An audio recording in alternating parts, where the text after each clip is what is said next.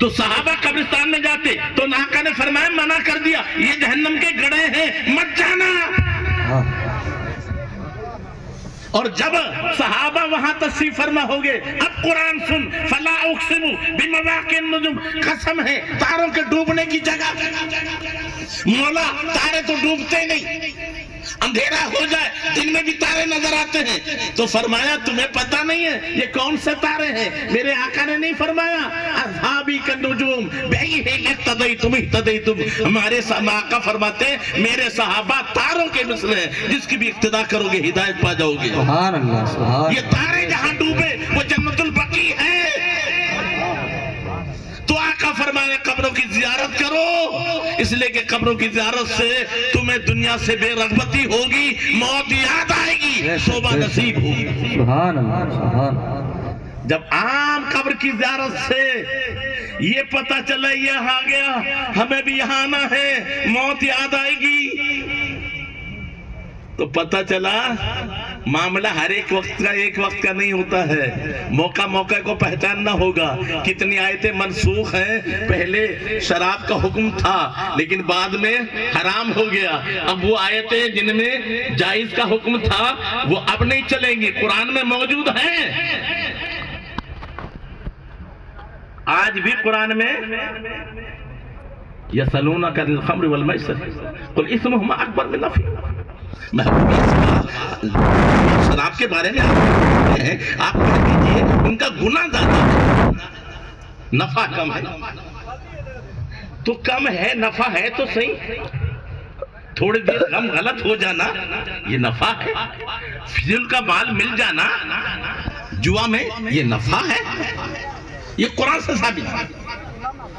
پھر قرآن میں نماز کے وقت میں شراب پی گئی، نماز میں غلطی ہو گئی، اب قرآن نازل ہوا لا تقربوا الصلاۃ وانتم سکارى، شراب کے قریب نہ جاؤ، نماز کے قریب نہ جانا جب تک نشے میں ہو۔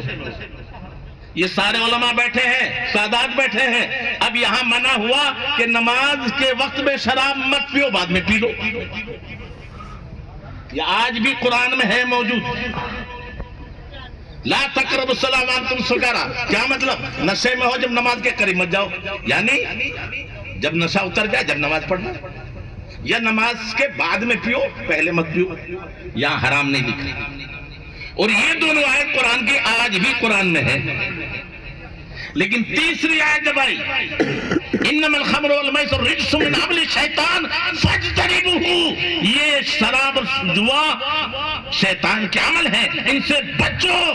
تو جب ان سے بچا گیا تو مدینے میں برتن بھی توڑ دیے گئے، جس طرح پانی بہتا ہے مدینے کی گلیوں میں اس طرح شراب بہا۔ اب اس آیت نے یہ ناسخ ہے، اس نے منسوخ کر دیا سارے حکموں کو، اب وہ قرآن میں پڑھی جائیں گی، عمل نہیں ہوگا۔ پتہ چلا قرآن میں بھی 20 آیتیں منسوخ ہیں جن پہ عمل کرنا جائز نہیں ہے۔ تو میرے بھائی قرآن کو سمجھنے سے پہلے یہ تو ناسخ اور منسوخ کو بھی تو سمجھو۔ پھر بڑا پیارا انداز میرے آقا کا، ایک عورت آتی ہے، آقا میری ماں نے منت مانی تھی کہ میں حج کروں اور وہ انتقال کر گئی، اب میں کیا کروں؟ آقا چاہتے تو کہہ دے تو اس کی طرف سے حج کر لے، لیکن آقا نے یہ نہیں کہا۔ قیامت تک کے مسلمانوں کے لیے ایک قانون دے دیا، آپ نے فرمایا یہ بتا تیری ماں پہ اگر قرض ہوتا تو کیا کرتی؟ ادا کرتی، تو ادا ہوتا کہ نہ ہوتا؟ ہو جاتا۔ اب دیکھو کتنا پیارا انداز، سوال کر کے تیرے باپ پہ بھی قرض ہو تو بولو دو ادا کرو گے کہ نہیں؟ تو ادا زندہ کرے گا کہ مردہ؟ تو آپ ادا کرو، اور ادا کس کی طرف ہو رہا ہے؟ تو آقا نے فرمایا جب بندے کا حق ادا کرتا ہے تو اللہ کا حق کیوں نہیں ادا؟ پتہ چلا قرض بیٹی ادا کرے اور ماں سے قرض ادا ہو جائے تو اسی طرح نیک عمل تم کرو گے۔ اور تم نے کہا مولا تو اپنے فضل و کرم سے اس کا ثواب اپنے نبی کے صدقے میں میرے ماں باپ کو پہنچا دے۔ بولا اللہ پہنچا سکتا ہے کہ نہیں پہنچا سکتا؟ اور جو شک کرے مسلمان ہے، اچھا جی، اب ایک ذہن میں رکھ لو، تیجا ہو، دسواں ہو، برسی ہو، چھمائی ہو، یہ کوئی بھی ہمارے ہاں ان کا کوئی وجود نہیں ہے۔ اصل ہے ایصال ثواب۔ جو آیتیں قرآن میں ایصال ثواب کے لیے ہیں، ان سے یہ ساری چیزیں۔ اب نام کیا ہوا؟ دریا میں گئے، آپ نے مٹکی بھر لی، دریا کا پانی، اور وہی دریا میں سے آئے نہر میں تو آپ نے مٹکی بھری، نہر کا پانی، وہی نالی میں آیا تو مٹکی بھری، نالی کا پانی، وہی تالاب میں آ گیا تو پانی بھرو گے تو کہاں کا پانی؟ لیکن یہ بتائیے تالاب کا پانی ہے یا دریا کا؟ پانی دریا کا ہی ہے۔ ظرف کی بنا پر، جگہ کی بنا پر نام بدلتا چلا گیا، اصل میں پانی دریا ہی کا ہے۔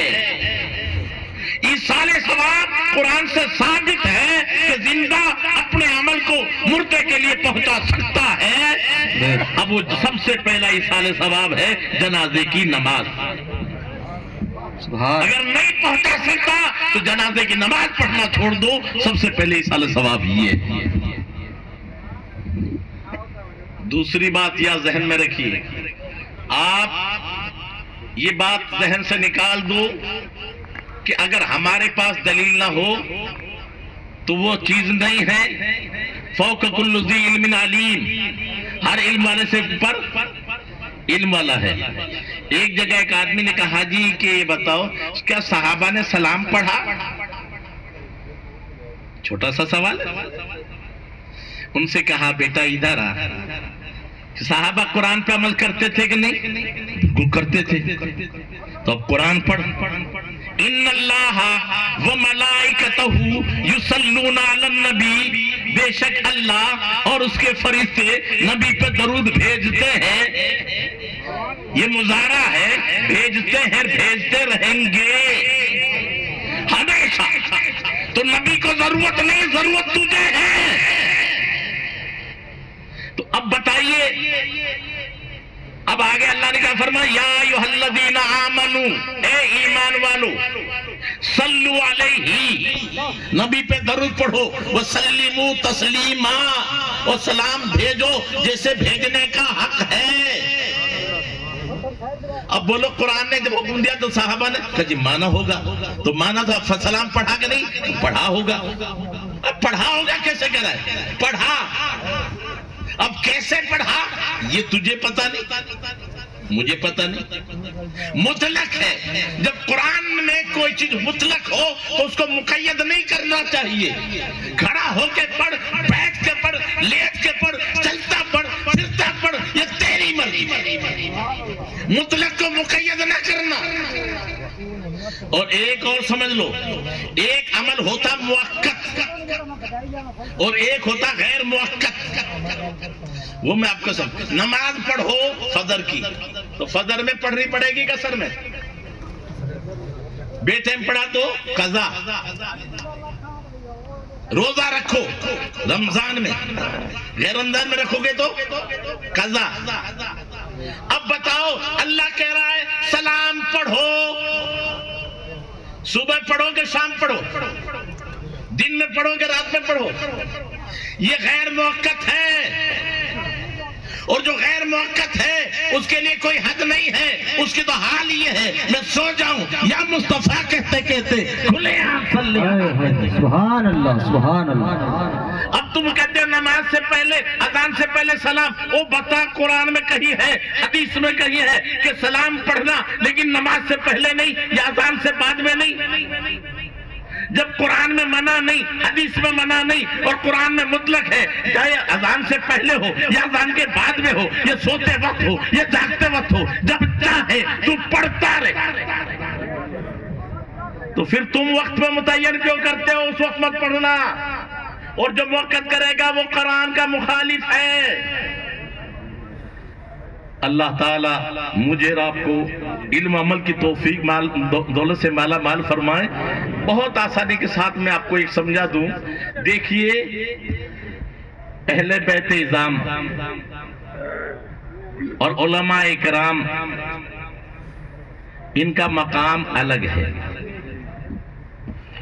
اب ہر آدمی ظاہر پر نہ جائے، اور ہمارے آقا کا مقام ایسا بے مثل ہے، نہ کوئی رسول ان جیسا، نہ کوئی نبی ان جیسا، بلکہ فرمایا ہے، یہ قاعدہ بتا دیا، خلق سے اولیاء۔ ارے بولو، خلق سے۔ اچھا بھی ایک تو بات تو بتاؤ، یہ اولیاء، یہ بہت سی بات، یہ ولی نہیں رہے، یہ نہیں رہے، ہم نے کہتے کہاں سے کیا چیز سمجھائیں؟ نبی کو پہچاننا آسان ہے، ولی کو پہچاننا مشکل ہے۔ نبی کو پہچاننا آسان کیوں ہے؟ نبی پہ فرض ہے وہ بتائے میں نبی ہوں، نبی اپنا مقام ظاہر کرے میں، لیکن ولی کا شان یہ ہے کہ جیسی کنواری لڑکی اپنا حیض ماں سے بھی چھپاتی ہے نا، ولی اس طرح چھپائے۔ ولی کوئی ادھر سعید نہیں ہوتا، بندوں میں ہی سے ہوتا ہے، لیکن ہے کون؟ یہ قرآن سے سنو۔ اور یہ صفت جہاں پائی جائے، کرامت مت دیکھنا، چمتکار مت دیکھنا، ورنہ پھٹک جاؤ گے۔ یہ بات پکی ہے۔ کتنے جوگی بھی چمتکار دکھا دیتے ہیں، کتنے بڑے وہ ہیں جو بے ایمان ہے، وہ بھی شوبدہ بازی دکھا دیتے ہیں۔ شوبدہ بازی اور ہے، ولی کے لیے نہ کرامت ضروری ہے نہ شوبدہ ضروری ہے۔ کون ہے؟ الا ان اولیاء اللہ لا خوف علیہم ولا هم یحزنون۔ خبردار، جو اللہ کے دوست ہیں نہ ان پر غم ہے نہ غم ہے، خوف ہے۔ کون ہے وہ؟ ان کی دو ہی خوبی ہے، الذین آمنوا، جو ایمان لے آئے۔ اگر ایمان نہیں لایا ہے، وہ کتنا چمتکار دکھائے، ہوا پہ اڑے، آگ پہ چلے، تو بھی کافر بے ایمان ہے، خدا کا دشمن ہے۔ دوسری خوبی کیا ہے؟ الذین آمنوا وکانوا یتقون، وہ داڑھی منڈا نہ ہو۔ اگر داڑھی منڈا یا ایک مٹھی سے کم کٹایا ہوا ہے، وہ فاسق ہے، فاسق کبھی ولی نہیں ہوتی۔ تقوی کھلے عام، وہ گناہ نہ کرے جو شریعت کے خلاف ہے۔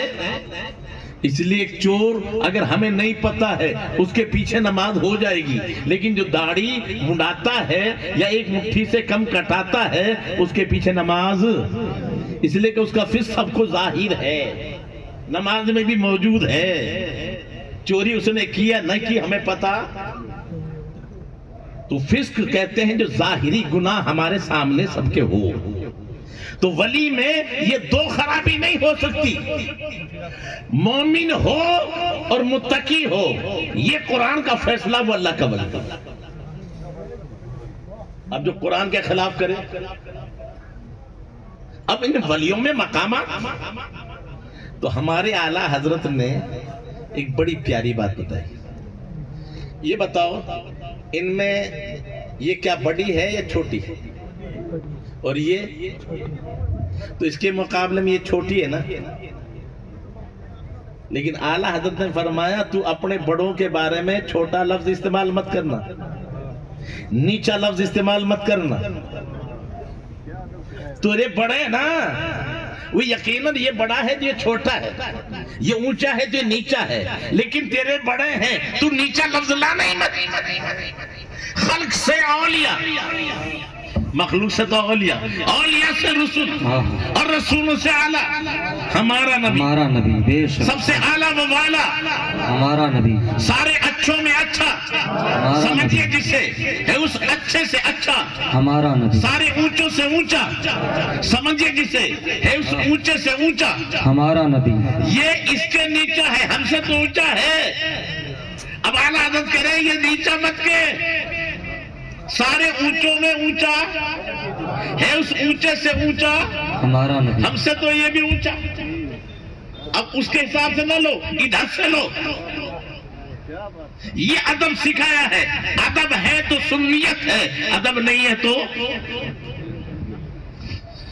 اب میں آپ کو سمجھاتا ہوں، ڈرائیور بیٹھا ہے اور اس کے بعد میں ایک کرسی ہوتی ہے آگے، وہ بھی ایک، ڈرائیور بھی ایک، کنڈکٹر آیا ٹکٹ دے، وہ کہتا پہلے اس سے لے، کہا بے وقوف یہ تنخواہ لے کر بیٹھتا ہے، تجھے ٹکٹ دے کے بیٹھنا ہوگا کہ 2 ہاتھ اس کے 2 ہاتھ میرے، 2 پیر اس کے 2 پیر میرے، مجھ میں اس میں کوئی فرق نہیں ہے، 2 آنکھ اس کے 2 آنکھ میرے، یہ بھی کرسی پہ بیٹھا میں بھی کرسی پہ بیٹھا، پھر یہ تنخواہ کیوں لے اور مجھے تنخواہ مجھے کرایہ کیوں دینا پڑے؟ کہا ظالم سمجھ لے، یہ بیٹھا ہے تجھے پہنچانے کے لیے، تو بیٹھا ہے پہنچنے کے لیے، اس تیری دونوں آنکھیں پھوڑ دی جائیں تو کسی کو فرق نہ پڑے گا، اس کی آنکھوں کو چھپا دی جائے تو سب کلا کھاتے نظر، تجھے راستہ معلوم نہیں کوئی فکر نہیں، تو جے پور نہیں جانتا کوئی فکر نہیں، اس لیے کہ جاننے والا یہ پہلے پہنچ چکا ہے، یہ تجھے پہنچانے کے لیے بیٹھا ہے اور تو پہنچنے کے لیے بیٹھا ہے۔ ہم نماز پڑھتے ہیں خدا تک پہنچنے کے لیے اور نبی نماز لینے گئے، بغیر نماز پڑھے نماز لینے خدا تک پہنچ گئے۔ تو ظالم تجھے اتنا فرق نہیں ہے کہ وہ پہنچانے کے لیے ہم پہنچنے کے لیے تیرے ہاتھ توڑ دیے جائے کوئی فرق نہ پڑے، اس کے ہاتھوں کو جھٹکا لگ جائے تو سب قبرستان میں نظر آئے گا۔ اس لیے یاد رکھو جب یہ مقامات ہیں تو یقیناً سادات کون ہیں؟ جو اہل بیت ہیں،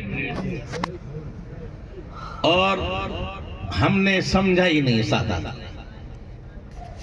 یہ چومنے کے لیے نہیں ہے صرف، اور سادات کو بھی اپنا مقام سمجھنا چاہیے وہ ہے کیا۔ آقا فرماتے ہیں اہل بیتی کسفینۃ نوح من رکبہا نجا ومن تخلف عنہا غرقا۔ او لوگوں میرا اہل بیت نوح کی کشتی کی طرح ہے، جیسے طوفان آیا تھا تو نوح کی کشتی کے علاوہ کوئی بچاؤ کا راستہ نہیں تھا، جو اس میں سوار ہو گیا وہ بچ گیا اور جو اس سے الگ ہو گیا۔ اور کشتی کی مثال نہیں دی، نوح کی کشتی اس کے علاوہ کوئی بچاؤ کا راستہ نہیں تھا۔ لیکن میں پوچھنا چاہتا ہوں او کشتی میں بیٹھنے والوں، مرضی تمہاری چلتی ہے کہ کشتی کی چلتی ہے؟ بھائی کشتی ادھر چل رہی ہے ہم ادھر جائیں، کشتی جھوم رہی ہے ہم سکون سے بیٹھے رہیں، تو آپ کشتی کے تابع ہو۔ آقا یہ مثال کشتی سے کیوں دی؟ گھوڑا بھی تو سواری کرتا ہے، گھوڑے پہ بھی سوار ہوتا ہے، بگھی پہ بھی سوار ہوتی ہے۔ سمجھایا گیا ہے میری اہل بیت کو تم نہیں سمجھو گے، یہ کشتی جو ہوتی ہے نا بھر سردی میں پانی میں ہے، وہ پانی سے ٹکر لینا یہ کشتی کا کام ہے، اس میں مچھلیاں آئیں گی مگر مچھائیں گے، تمہیں نہیں ٹکرانا پڑے گا، ان سے ٹکرانے والی میری کشتی ہوگی۔ اگر پہاڑ دریا میں پہاڑ آئے تو ان سے ٹکرانا تمہارا کام نہیں ہوگا، یہ کام کشتی کا ہوگا۔ نہیں آئی سمجھ میں؟ کشتی میں آپ بیٹھتے ہو تو پانی آپ سے ٹچ ہوتا ہے لیکن وہ پانی میں ڈوبی رہتی ہے۔ اب پانی میں جو مگرمچھ آئیں گے ان سے آپ ٹکراؤ گے کہ کشتی؟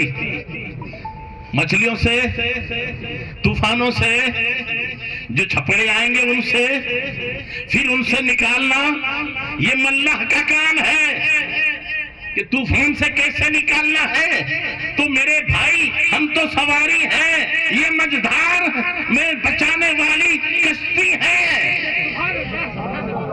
تو اب اگر جو کشتی کے خلاف چلے وہ بتا دو زندہ رہ سکے گا؟ لیکن اب بتاؤ طوفان آیا یزیدیت کا، مقابلہ کس نے کیا؟ اہل بیت نے ہی تو مقابلہ کیا. ارے بولو بھائی. تو آج اگر اسلام بچا ہے تو یہ خون حسین کا صدقہ ہے. لیکن اتنا ذہن میں رکھ لو، طوفانیں کتنے بھی آئیں، لہریں کتنی چلیں، جو اہل بیت کی کشتی ہے اس کے سامنے کوئی طوفان، کہو گے یزید تو کا انجام تو دیکھو. آج بتاؤ پوری دنیا میں یزید نام کا ایک آدمی بتا دو. ارے بولو بھائی. اچھا اس کا مزار تو ہوگا نا کہیں. یہ اللہ کے بندے بہت سارے ہیں جو کوفہ تشریف لے گئے ہیں، بغداد گئے ہیں، کربلا بھی گئے ہیں. ارے کیوں نہیں؟ امام حسین تو ایسی حالت میں کہ کوئی ساتھ میں نہ تھا دفن کرنے والا، اور اس کے ساتھ فوج تھی، حکومت میں مرا ہے، لیکن آج نام و نشان بھی نہیں اس کی قبر کا. اور امام حسین کے مزار کے دروازے بھی سونے کے ہیں. لاکھوں آدمی کی بھیڑ روزانہ رہتی ہے. کیا سمجھایا ہے؟ بڑی پیاری بات ہے. ایک شہادت کو سمجھنا ہے نا. گیہوں کا ایک دانہ زمین میں گیا، ختم ہو گیا. ارے بولو بھائی. نہ اس کی دو صورتیں ہوئی، ایک جڑ ایک تنا. جڑ ہمیشہ نیچے جاتی ہے، تنا ہمیشہ، اور جب اوپر آیا تو اس میں جھنڈ بنا. اس میں آئی 7 بالیں، ہر بال میں 100 دانے. ایک دانے کے کتنے دانے ہو گئے؟ 700. یہ میں نہیں کہہ رہا ہوں، قرآن نے مثال دی ہے. جو اللہ کے راستے میں تم خرچ کرتے ہو اس کی مثال ایک دانے کی طرح. مثل حبۃ انبتت سبع سنابل، اس سے 7 بالیں نکلے. فی کل سنبلۃ مئۃ حبۃ، ہر بال میں 100 دانے. تو ایک دانے کے 700 دانے، ایک دانے کے. تو میرے بھائی ایک دانے کے 700 دانے، اور یہ تم نے دانہ ڈالا تھا، چارہ الگ سے آ گیا.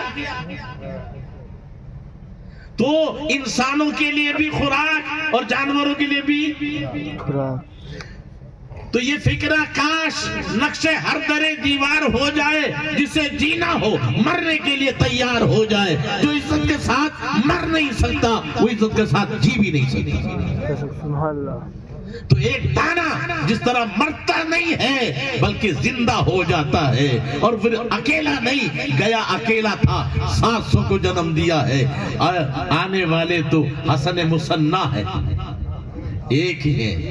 آنے والے امام حسین کے ایک زین العابدین ہے. امام حسن کا بھی ایک بیٹا اور امام حسین کا بھی ایک بیٹا. لیکن بتاؤ، میں آپ سے دعویٰ کرتا ہوں کوئی بھی مائی کا لال کسی بھی ذات کا ہو، ہر ملک میں کیا وہ ذاتیں ہیں؟ ایک صوبے میں ہے، دوسرے صوبے میں، ایک ملک میں ہے، دوسرے ملک میں. لیکن پتہ ہے تمہیں، سادات زمین پر ہو یا زمین میں ہو، دنیا کا کوئی ملک بتا دو جہاں سادات نہ ہو. نعرہ تکبیر، نعرہ رسالہ، فیضان محمودیہ، فیضان محمودیہ، نعرہ تکبیر. پھر آپ قرآن سے سنو، اِنَّا أَعْطَيْنَاكَ الْكَوْثَرَ. یہاں بعض مفسرین نے کوثر کی تعریف کی ہے فاطمہ الزہرا. محبوب ہم نے آپ کو کثیر نسل دینے والی بیٹی عطا فرمائی. یہاں فاطمہ الزہرا اس لیے کہ یاد رکھو مولا علی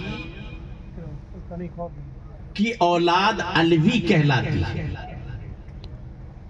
سید نہیں. کیوں سید ذہن میں رکھو، اگر یہ تعریف یاد رہے گی تو پھر آپ گمراہ نہیں ہوں گے. یہ میرے آقا کا اعزاز ہے کہ نسب ہمیشہ باپ سے چلتا ہے، یہاں نسب بیٹی سے چلا ہے. اور یہ خوبی صرف حضرت فاطمہ الزہرا کو ملی، سیدہ فاطمہ الزہرا کو یہ خوبی ملی ہے. اور کوثر سے بعد نے تفسیر فاطمہ الزہرا کی ہے. ما آتاکم الرسول فخذوه وما نهاکم عنہ فانتہوا. صدق اللہ العلی العظیم. سرور کہوں کہ مالک و مولا کہوں تجھے، باغ خلیل کا گل زیبا کہوں تجھے. تیرے تو وصف عیب تناہی سے ہیں بری، حیران ہوں میرے شاہ میں کیا کیا کہوں تجھے. سبحان اللہ سبحان اللہ. لیکن رضا نے ختم سخن اس پہ کر دیا، خالق کا بندہ خلق کا آقا کہوں تجھے. آئیے آپ سب ایک بار محبت کے ساتھ مل کر درود شریف پڑھیے. صلی اللہ علیہ نبی الامی والہ صلی اللہ علیہ وسلم. صلاۃ و سلام علیک یا رسول اللہ وسلم علیک یا حبیب اللہ. بغیر کسی تمہید کے اس مختصر سے وقت میں نے قرآن پاک کی ایک آیت کریمہ تلاوت کرنے کا شرف حاصل کیا. اگر اس کو سمجھ لے تو دنیا میں کوئی بھی بدعقیدہ ہمت نہیں کرے گا سوال کرنے. اور اہل سنت والجماعت اگر اس آیت کو ذہن میں بٹھا لیں تو پھر جو ہے جواب نہیں دیں گے، سوال کریں گے. ہمیشہ جواب مت دو، سوال بھی تو کرو. قرآن کہتا ہے پورے اسلام کا دار و مدار جو میرا محبوب دے وہ لے لو، اور جس سے منع کرے رک جاؤ. مولا دینے والا تو ہے، ہم منگتے ہیں، فتویٰ لگتا ہے غیر اللہ سے نہ مانگو. اور مولا تیرا قرآن یہ کہہ رہا ہے جو میرا نبی دے. کیا مطلب؟ مانگنا ہے تو مصطفیٰ سے مانگ، یہ رب کا فرمان. اسی لیے کہا ہے کسی پیارے شاعر نے تضمین کے ختم ہوتا ہی نہیں وہ ہے خزانہ تیرا. یا رسول اللہ ختم ہوتا ہی نہیں وہ ہے خزانہ تیرا. روز بٹنے پہ بھی گھٹتا نہیں باڑا تیرا. ہاتھ پھیلائے ہوئے ملے صدقہ تیرا. واہ کیا جود و کرم ہے شہبت تیرا. نہیں سنتا ہی نہیں مانگنے والا تیرا. سبحان اللہ سبحان اللہ. نہیں سنتا ہی نہیں. سنے بھی کہاں سے؟ زمانے میں سخی ایسا کہیں دیکھا. زمانے میں سخی ایسا کہیں دیکھا. لبوں پہ جس کے سائل نے نہیں آتے نہیں دیکھا. اور چاہنے والا اس جیسا نہ تجھ جیسا حبیب. ایسے عاشق کے ہو محبوب نہ ہو جس کا رقیب. غیریت آئے کہاں سے کہ ہو اتنے قریب. میں تو مالک ہی کہوں گا کہ ہو مالک کے حبیب. یعنی محبوب محب میں نہیں میرا. سبحان اللہ بے شک بے شک. قرآن کو سمجھو. اللہ کا فرماتا ما آتاکم الرسول فخذوہ. جو میرا محبوب دے وہ لے لو. اب میں آپ سے پوچھتا ہوں قرآن کس سے لیا؟ دینے والا رب ہے. تم نے کس سے پایا؟ جی جو اللہ نے دیا وہ اقرا سے شروع ہے. جو اللہ نے اپنے محبوب کو قرآن دیا وہ اقرا سے شروع ہے. اور وہ مکمل ہوا الیوم اکملت لکم دینکم.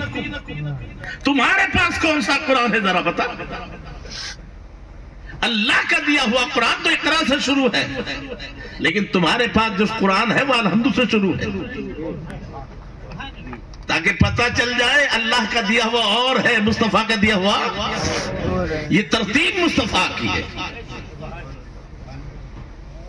ضرورت کے مطابق رب نے دیا، لیکن کس کو کہاں فٹ کرنا ہے، کہاں رکھنا ہے. تو میرے آقا آج نہیں قرآن کو آنے سے پہلے بھی مشاہدہ کر چکے تھے. اس لیے قرآن ہدی للمتقین ہے. متقیوں کے لیے ہدایت ہے، نبی کے لیے نہیں۔ نبی تو ہدایت یافتہ ہے،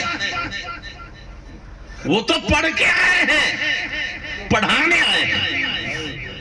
اس لیے رب نے فرمایا سَنُقْرِئُكَ فَلَا تَنْسَىٰ، محبوب تجھے ہم پڑھائیں گے۔ جبریل کا اترنا یہی سمجھایا گیا ہے۔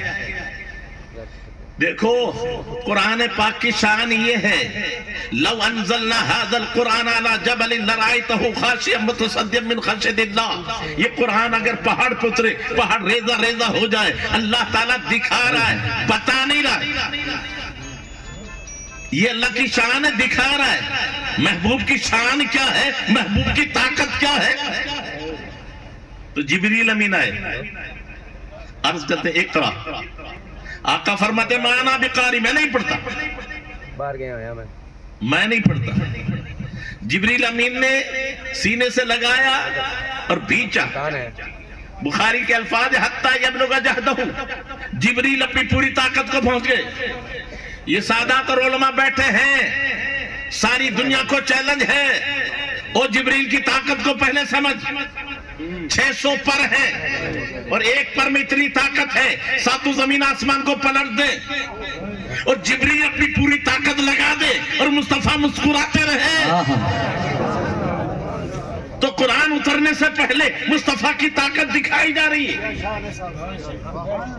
حتی یبلغ جہدہ، جبریل پوری طاقت کو لگا دے، اپنی طاقت پہنچ گئے، اور 600 پر رکھنے والے جبریل اور ایک پر میں ساتوں زمین آسمان کو پلٹنے کی طاقت۔ اب 600 پروں کی طاقت کا علم تو قرآن جس پہ اتر رہا ہے، پہاڑ کچھ حیثیت نہیں اس کے سامنے۔ 3 مرتبہ پھر کہا اقرا بسم ربک الذی خلق، میری وجہ سے نہیں، اپنے رب کے حکم سے۔ پھر پڑھنا شروع کیا تو رکے نہیں، سبحان اللہ، تاکہ پتہ چل جائے جبریل استاد نہیں ہے، بیچ میں واسطہ ہے۔ کتنی بار ایسی بھی آئی الف لام میم، میں سمجھ گیا، آقا میں تو سمجھا نہیں، کہا میرے رب کے درمیان راز ہے، جبریل لانے والے ہیں، انہیں نہیں معلوم کہ کیا ہے، لیکن مصطفیٰ کہتے میں سمجھ گیا۔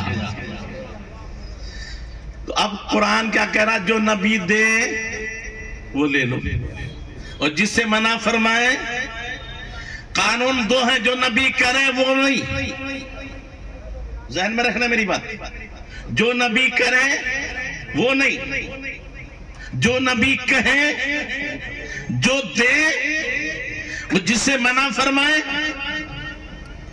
جی نبی نے تو چاند کے ٹکڑے کیے ہیں، کیا پہ بھی ضروری ہے؟ ارے بولو بھائی، نبی کی ایک ہی وقت میں 9 بیویاں تھی، کیا ہمیں 4 سے زیادہ جائز ہے؟ او برابری کرنے والے، تو سو جائے تو وضو ٹوٹ جائے، نبی سو جائے تو معراج منانی۔ بے شک بے شک، اور تو کر دے، تو رینگتا ہے فرش پر، اے عرش پر تیری گزر، اب تو ہی خود انصاف کر، تو بھی بشر وہ بھی بشر۔ عقل سب کے حیران ہیں، دیکھ کر شہیدی کو، یہ بشر تو ہیں لیکن کیوں نہ ان کا سایہ ہے؟ او بشر کا تو سایہ ہوتا ہے، نبی کا سایہ نہیں۔ برابری کے دعوے کرنے ہوش میں آ، تیرا دل نکال لیا جائے تو مر جائے، مصطفیٰ کا دل نکال کے معراج کی رات الگ رکھ دیا گیا، پھر بھی زندہ۔ تو آئیے، جو نبی دے وہ، اور جس سے منع فرمائے۔ اب فیصلہ یہ ہو گیا، اب قرآن سے پوچھا قد فصل لکم ما حرم علیکم، جو بھی حرام ہے اللہ نے تفصیل سے بیان فرما دیا۔ مسلمانوں یہ وہ قاعدہ ہے، دنیا کا کوئی بد مذہب آ جائے، اسلام میں حرام کی لسٹ مکمل ہے۔ کس کی لسٹ مکمل ہے؟ حلال کی۔ کیوں؟ جو اس کے علاوہ سب حلال، سب جائز۔ اسلام میں حرام کی لسٹ مکمل، جو شک کرے وہ کافر۔ قد فصل لکم ما حرم علیکم، تفصیل سے بیان کر دیا جو حرام ہے۔ اب اس کا مقصد سمجھو، حلال چیز کی تفصیل نہیں. ایک چھوٹی سی مثال دوں. بھنڈی کھانا جائز ہے کہ ناجائز؟ ارے بولو بھائی. بینگن، آلو، کوئی مائی کا لال قرآن میں ان کا ذکر بتا دے. اب اگر ذکر ہوتا تو سبزی منڈی کی سبزی 3 پاروں میں نہیں آتی، پھر قرآن 30 پاروں میں نہ ہوتا. کہا پھر آپ کہو گے آپ کہاں سے کھاتے؟ کہا قرآن سن. خلق لکم ما فی الارض جمیعا، جو بھی زمین میں ہے، زمین پر ہے، سب تیرے لیے. سبحان اللہ. جو حرام ہے ان سے لے کر اب قرآن نے کیا کہا؟ ایک ہی جملہ. جو بچ گئے خلق لکم ما فی الارض، زمین میں ہے وہ تیرے لیے، اور زمین پہ ہے. اسی لیے شاعر کہتا جانور پیدا ہوئے تیری وفا کے واسطے، چاند سورج اور ستارے ہیں ضیا کے واسطے، کھیتیاں سب سبز ہے تیری غذا کے واسطے، سب جہاں تیرے لیے پر تو خدا کے واسطے. سبحان اللہ سبحان اللہ. سب جہاں. بیوی حلال ہے، باقی سب. ارے بولو. اچھا حلال کا تو طے ہو گیا نا. اب اس کے علاوہ سب، اب سب کے لیے الگ الگ کہا گا یہ حرام، یہ عورت حرام، یہ. ارے بولو بھائی. تیری بیوی تیرے لے جائے. اب آسان ہو گیا. ناجائز کون ہے؟ بیوی کے علاوہ سب. تو یہ حرام ہے، اس کے علاوہ سب حلال. اور یہ بھی ذہن میں رکھو، مولا یہ حرام کی لسٹ مکمل کیوں کی، حلال کی کیوں نہیں؟ تو اسلام ہر حرام سے روکنے آیا ہے، ہر حلال کو کرانے نہیں آیا. اسلام میں آسانی ہے، مشکلیں نہیں ہیں. اگر ہر جائز چیز کو کرنا ضروری ہوتا، بولو بادام کھائے تم نے بہت سو نے، کیا نہیں کھائے؟ تو کتنے لوگ ہیں جتنے فروٹ ہیں نہیں کھائے؟ تو ہر جائز کو کرانا ضروری ہوتا تو ہر موسم کی ہر چیز کھلانا فرض ہو جاتا. اسلام نے کیا کہا؟ اسلام ہر حرام سے روکنے، ارے بیٹھ جاؤ. اسلام ہر حرام سے روکنے آیا ہے لیکن ہر حلال کو کرانے. اب ایک ذہن میں رکھو، کیا مالداروں سے روکنے آیا غریبوں سے بھی؟ ارے بولو بھائی. اسلام ہر حرام کو روکنا آیا ہے اور ہر ایک سے روکنا آیا ہے. جو حرام ہے وہ ہر ایک کے لیے. شراب امیر کے لیے بھی حرام اور غریب کے لیے بھی. چوری سب کے لیے حرام. زنا، غیبت کرنا، چغلی کرنا، جھوٹ لگانا، حسد کرنا. تو اسلام ہر حرام کو روکنے آیا ہے اور ہر ایک سے روکنے آیا ہے. تو اب حرام کی لسٹ مکمل نہیں تو رکیں گے کیسے؟ تو اب تمہیں پتہ چل گیا اسلام نے حرام کی لسٹ مکمل کی ہے. جب کوئی کہے یہ حرام، کہا چوری حرام، کہا دکھا قرآن میں، یہ دیکھ. تو حرام کی لسٹ مکمل ہو گئی. اب کوئی تم سے کہے تیجا حرام، پکڑ گریبان. قرآن کا اصول ہے حرام مکمل، حرام کی لسٹ مکمل. دکھا قرآن میں کہاں منع. بہت خوب. نہیں ہے جی. حدیث میں دکھا نہیں ہے جی. تو نہ خدا سے بھول ہوئی، نہ نبی سے بھول ہوئی. نہ خدا نے حرام کہا نہ نبی نے حرام کہا. تو بے ایمان تجھے کس نے موقع دیا تو حرام کیا؟ زیادہ لفڑے میں پڑھنے کی ضرورت نہیں ہے. قرآن ہے. حرام کی لسٹ مکمل ہو چکی ہے. تو اب ان ملا جی کو پکڑ کے کہ بتا، جب قرآن میں حرام نہیں، حدیث میں حرام نہیں اور حرام کی لسٹ مکمل، تو تو اس کو حرام کیوں کہہ رہا ہے؟ نہ خدا سے بھول ہوئی نہ نبی سے. تو جب خدا نبی حرام نہ کہے تو ملا جی تجھے کس نے موقع دیا حرام کہنے کا؟ بات سمجھ میں آ گئی؟ میلاد تو کہے پکڑ کے رہے بات. حالانکہ یہ نہیں قرآن میں نہیں ہے، قرآن حدیث میں یہ سب چیزیں جائز ہیں، یہ بھی ذہن میں رکھ لو۔ معمولات اہل سنت، ہم ہمارے بزرگ تو الگ ہے، یہ گنہگار ہر معمولات کو قرآن و حدیث سے ثابت کر سکتا ہے۔ اب یہ آئیے ایک اصول سمجھ لیتے ہیں، کیونکہ اصول جو ہے ایک ہے کہ جو چھوٹی چیزیں ہیں ان کو بیان کر دیا جاتا ہے تاکہ دشواری نہ ہو۔ آپ نے بس میں 57 سیٹیں 55-56 سیٹیں ہیں تو لکھ دیا ڈرائیور کے برابر جو ہے نا، اس میں لکھ دیا گیا 1 2 3 سیٹ پر سونا منع، لکھا ہوتا ہے نا بھیا، اور تو نہیں لکھا۔ اب اگر وہاں سوتے ہیں تو اعتراض کیوں سو رہا ہے، لکھا ہے، لیکن پیچھے اگر کوئی سو رہا ہے تو، اور کوئی کہ کیوں سو رہا ہے کہ منع کہاں ہے، اب وہ کہنے لگے دکھا لکھا کہاں ہے، وہ ظالم تجھے پتہ نہیں ہے، جہاں روکنا ہوتا وہاں لکھا جاتا ہے، باقی جگہ چھوڑ دیا جاتا ہے۔ یہ ایس ڈی ایم کا گھر ہے، یہ عام راستہ نہیں، خاص راستہ لکھ دیا نا، تو باقی راستوں میں لکھا ہے کہ عام راستہ ہے۔ ارے بولو بھائی، اب چلیے آپ کوئی کہے کہ عام راستہ کہاں لکھا ہے، کہ نادان، عام راستے بہت بے شمار ہیں، خاص راستہ چند ہے، تو جہاں ہوتا ہے وہ لکھ دیا جاتا ہے، یہ ایس ڈی ایم کا گھر ہے، یہ ڈی سی کا گھر ہے، یہ تحصیلدار کا گھر ہے، یہ عام راستہ نہیں، لیکن جہاں نہیں لکھا ہے وہ تیری مرضی۔ بات سمجھ میں آ گئی آپ کو؟ عام چیزیں چھوڑ دیں۔ اب آئیے یہ قرآن پاک کیا کہہ رہا ہے؟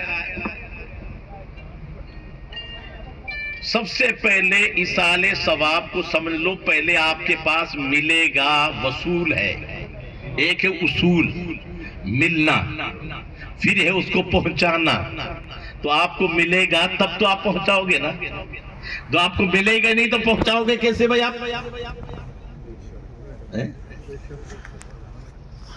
تو اب قرآن کیا کہتا ہے، یہ پہلے لوگوں کا دستور کیا ہے، ان الذین جاؤ من بعدہم یقولون ربنا اغفر لنا ولاخواننا الذین سبقونا بالایمان، وہ لوگ جو بعد میں آئے، قرآن کیا کہہ رہا ہے، وہ لوگ جو بعد میں آئے وہ کیا کہتے ہیں، اے اللہ ہمیں بخش دے اور ہمارے ان بھائیوں کو بخش دے جو ہم سے پہلے چلے گئے ایمان کے ساتھ۔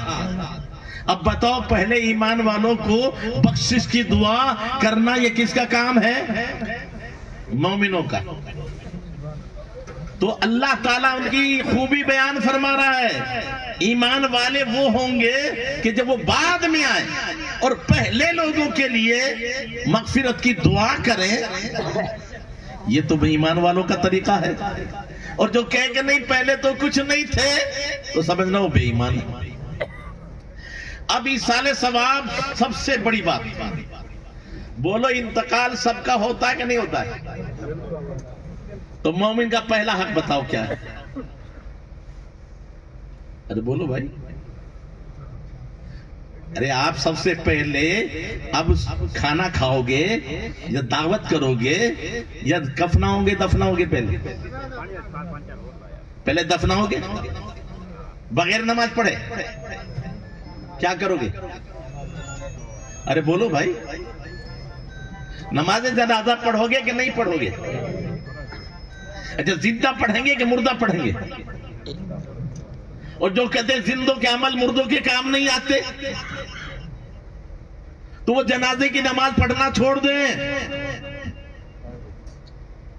میرے بھائی، سب سے پہلے ایصال ثواب نماز جنازہ ہے،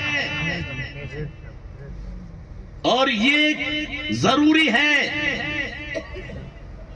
تو اب یہ تو سمجھو کہ نماز جنازہ ہے کیا؟ تو جو کہتے ہیں زندوں کا عمل مردوں کے کام نہیں آتے، تو زندہ کہہ رہا اللہم اغفر لی حینا۔ ارے بولو، جنازے کی دعا یاد ہے کہ نہیں؟ یاد ہے؟ تو کیا کرو گے؟ اللہم اغفر لی حینا، اے اللہ ہمارے زندوں کو بخش دے اور یہاں تو مردہ ہے، تو زندوں کو پہلے کیوں لے آیا؟ تو جو کہتے ولی تو زندہ ہے، شہید تو زندہ ہے، زندوں کی فاتحہ نہیں ہوتی، اور ظالم جنازہ کی نماز دیکھ لیا ہوتا۔ پہلا زندہ مقدم ہے۔ اللہم اغفر لی حینا، اے اللہ ہمارے زندوں کو بخش دے، وہ میتنا، ہمارے سارے مردوں کو بخش دے، سبحان اللہ، وہ شاہد نہ، ہمارے حاضر کو بخش دے، وہ غائب نہ، مولا جو جنازے میں نہیں ہے انہیں بھی بخش دے، سبحان اللہ، وہ صغیر نہ، ہمارے چھوٹوں کو بخش دے، وہ کبیر نہ، ہمارے بڑوں کو بھی بخش دے، وہ ذکر نہ، ہمارے مردوں کو بخش دے، وہ انسان نہ، ہماری عورتوں کو بخش دے۔ ارے ایک جنازہ آیا ہے، اس سے پہلے تو تم یہ بات نہیں کر رہے تھے، جب عام جنازہ آیا اس کے صدقے میں زندے مردے حاضر غائب ان کی بخشش ہو رہی ہے، یہ تو اللہ والے نیک مقبول ہے۔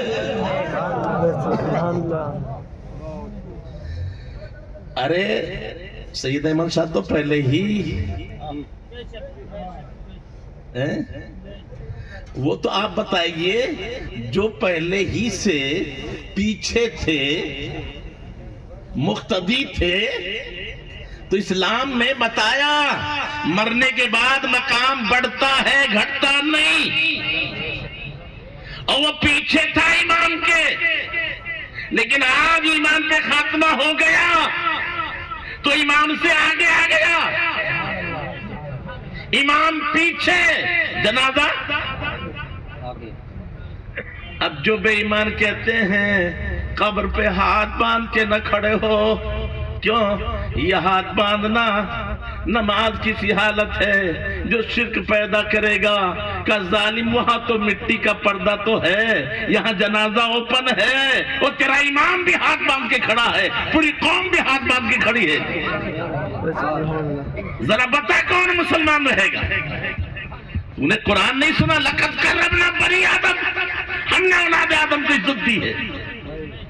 آج تک یہ پیدل چلتا تھا، لنگڑا لولا تھا، لیکن آج انتقال ہو گیا تو لوگوں تم پر ضروری ہے، کپڑا پہنا ہو نہ پہنا ہو، آج تم چندہ کر کر بھی اسے کفن پہناؤ گے، عطر لگاؤ گے، وہ کبھی سواری پہ چلا نہ چلا، آج انسان کے کاندھے پہ چلے گا، وہ کبھی آگے بڑھا نہ بڑھا، آج امام تو بھی پیچھے ہٹ جا، یہ آگے رہے گا۔ جب عام مقتدی کا عالم یہ ہے تو یہ اللہ والے تو مقتدا ہیں پہلے ہی سے۔ ہائے ہائے